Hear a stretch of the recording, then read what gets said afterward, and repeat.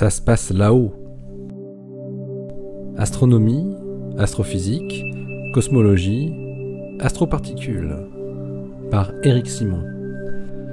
Grâce à une mesure inédite de la région d'émission gamma entourant deux pulsars proches, avec le détecteur Hawk, une grande collaboration internationale arrive à déterminer que les positrons détectés en excès sur Terre ne viennent pas de ces pulsars, mais auraient une toute autre origine.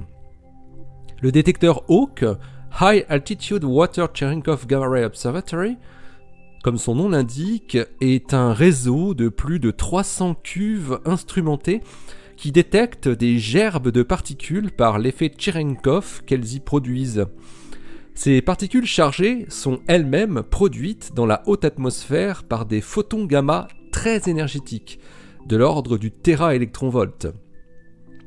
Hawk est installé au Mexique, sur le flanc du volcan de Sierra Negra, dans le parc national mexicain de Pico de Orizaba, dans l'état de Puebla. Il est exploité par une très grande collaboration internationale réunissant Américains et Européens. Depuis 2008, les détecteurs orbitaux Pamela puis AMS-2 ont détecté un nombre de positrons ou anti-électrons beaucoup plus important que ce à quoi on pouvait s'attendre. Les interprétations ont fusé, notamment une impliquant la matière noire qui pourrait produire des positrons en se désintégrant ou en s'annihilant. Mais une autre hypothèse, plus classique, était apparue, celle de la production de ces particules d'antimatière par des pulsars proches. Pour apporter une touche observationnelle à ces hypothèses, les astroparticulistes de la collaboration Hawk se sont donc focalisés sur les émissions gamma de deux pulsars proches qui avaient été identifiés comme des sources probables de positrons. Geminga, situé à 815 années-lumière, et PSR B0656+14 à 939 années-lumière. L'émission gamma de la zone entourant un pulsar est en effet intimement associée à son émission d'électrons et de positrons énergétiques.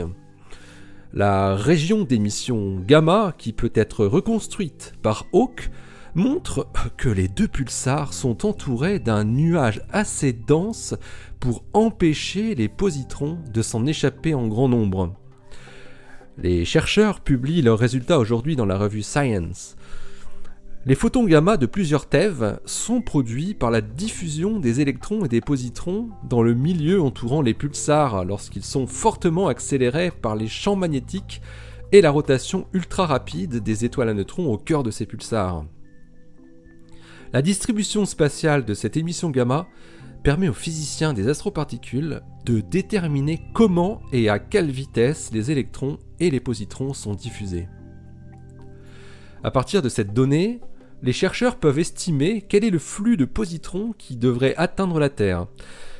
Alors que Geminga et PSR B0656+14 sont des pulsars ayant théoriquement le bon âge et la bonne distance pour être la source de l'excès de positrons observé, Hawk montre que les positrons ne sortent pas assez vite de l'enveloppe de ces pulsars pour atteindre la Terre.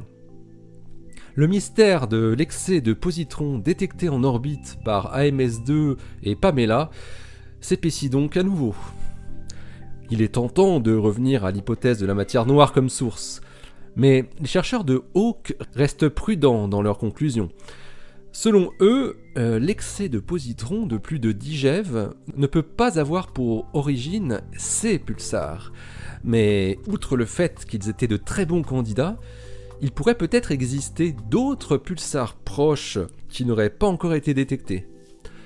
L'excès de positrons pourrait également être produit par d'autres processus, d'autres voies de production de particules secondaires, d'autres types d'accélérateurs cosmiques comme des microquasars, ou bien l'annihilation ou la désintégration de particules de matière noire.